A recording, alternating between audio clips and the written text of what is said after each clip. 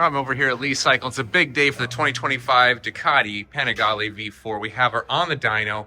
We're gonna find out what she does stock, what she does tuned, what she does with a VP race fuel, and what she does with an air filter. All that tuning is gonna start right now with comparisons to older models. All right, and today we're starting with 100% stock, meaning I haven't changed anything on the bike whatsoever. Stock filter, stock exhaust, stock everything on 91 pump gas, California. Let's start, see what she does.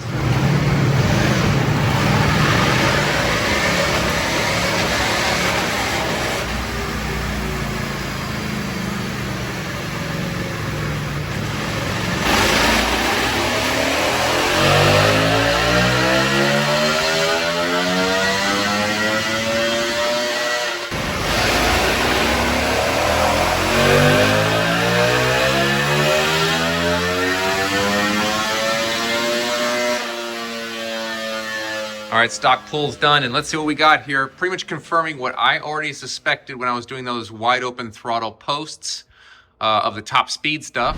All right, here we go, guys. It's where the fun starts.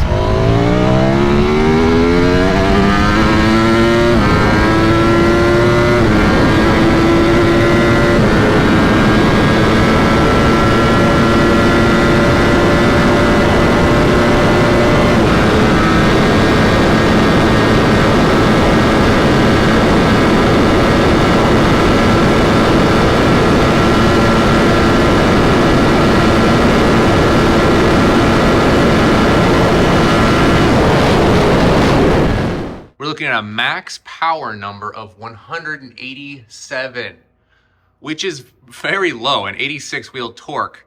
This is low for a V4. Now, of course, we're talking about a 25. We have different restrictions, and I'm going to compare this to another 24 model that we had in the dyno here that was completely stock as well, and you'll see the difference. But just looking at this graph right now, you can see this is what I was talking about with some of those people, which is this is the soft limiter, where you can see it starts pulling power back before it actually hits the actual limiter. And this is a 5th gear pull. All the pulls you see me doing here are gonna be in 5th gear, by the way. Again, this is on 91 pump gas, and we can see the restrictions here. Now let's overlay this with a 24 and see exactly what it looks like.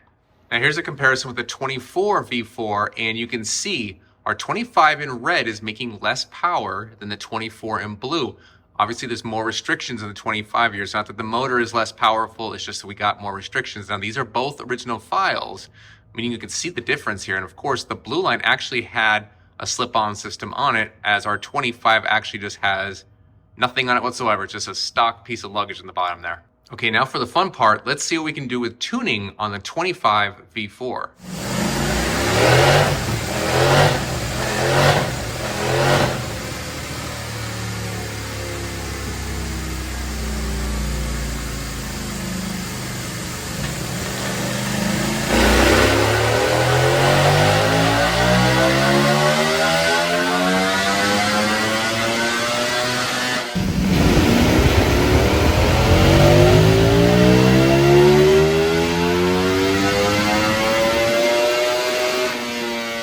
Okay, now we got our tune numbers here. Check this out. This is pretty cool. So we've got 200 wheel horsepower from tuning. Again, the only thing that changed was the tuning. Same strap, same fuel at 91 pump gas, same gear, 5th gear. We gained 13 wheel peak to peak.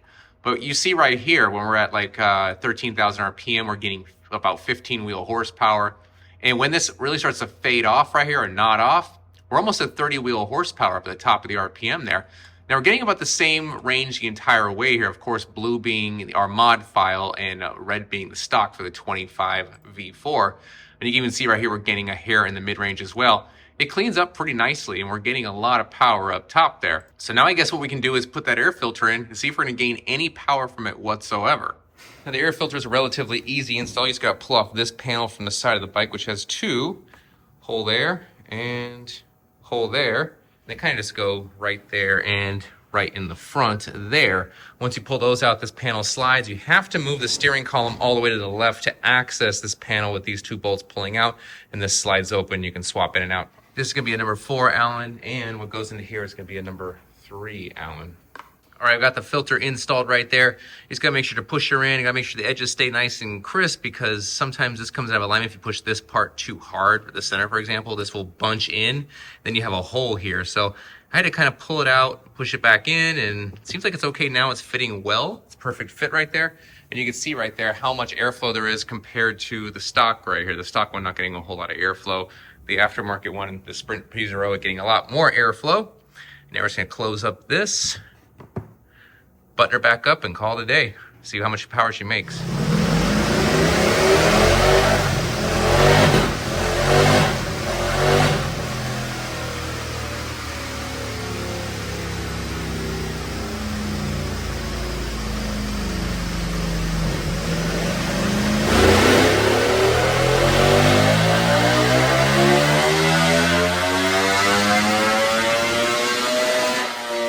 All right, all wrapped up with the filter testing, and we gained a total of 0 horsepower from the Sprint filter. Now, let me just preface this by saying that it's not a slight against Sprint filter at all whatsoever. This is kind of what I expected.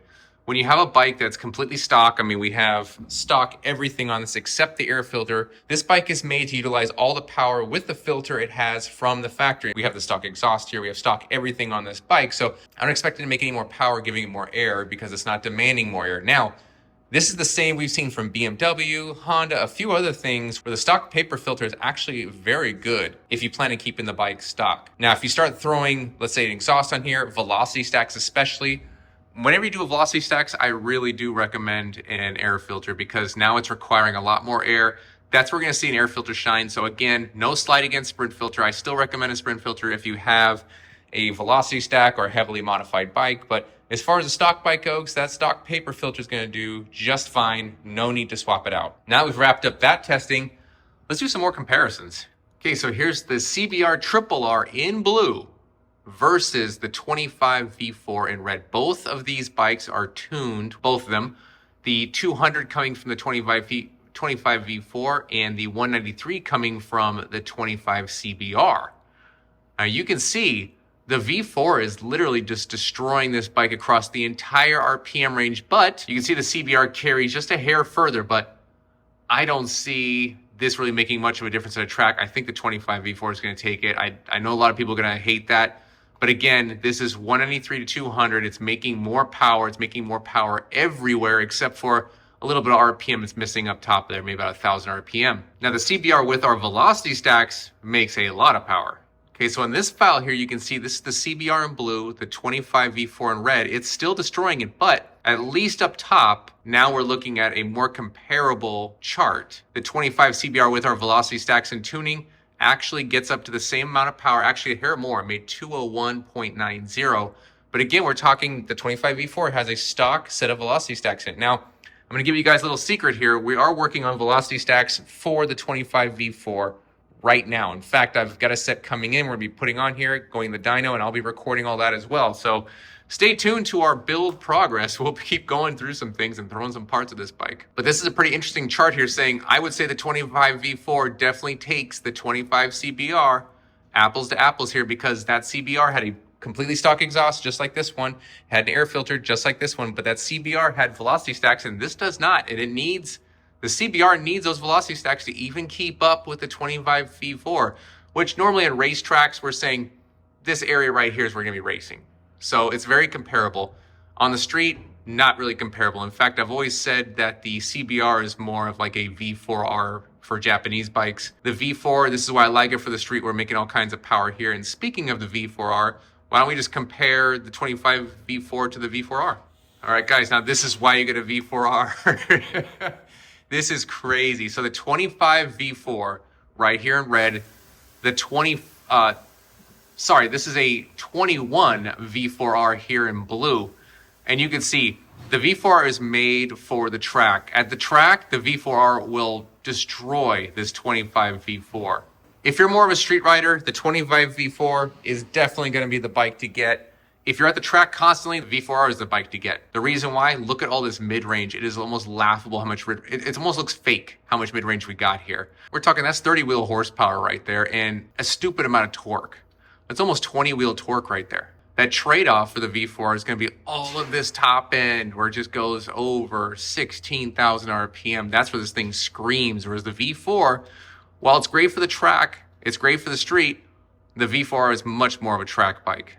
So I think now it's time to put some VP race fuel in this bike and we'll see if it can take the crown for the new stock winner, because we had the CBR over at 210 wheel horsepower.